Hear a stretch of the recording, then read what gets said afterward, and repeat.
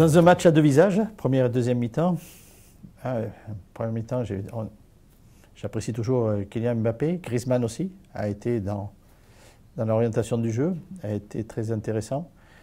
Donc je pense que c'est à travers ces deux joueurs, parce que même Umtiti ce soir aussi a été très présent, Areola a confirmé.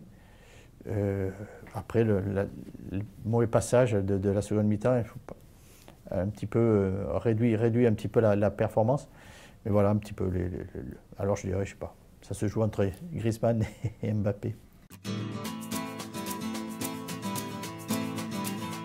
Oui, parce que oui, tiens, ceux qui n'ont pas vu le match, tiens, Mbappé a marqué, donc c'est toujours un rappel que ce joueur est toujours présent dans des matchs internationaux. Alors ça se joue, ça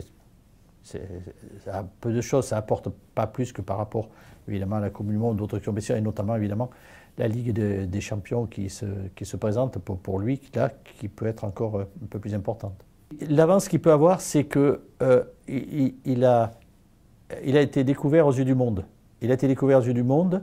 Griezmann, on le connaissait de l'Euro 2016, troisième au Ballon d'Or. Et lui, tout d'un coup, les gens, oui, entendaient parler d'un joueur Mbappé à Paris, mais là, ils l'ont vu. Et on voit bien qu'il déclenche une curiosité, et il interpelle déjà. Et donc, dans la perception que les votants ont des joueurs français, c'est vrai que peut-être par cet effet de surprise, le fait arriver en première position. C'est parfait, non, surtout oui, c'est mérité.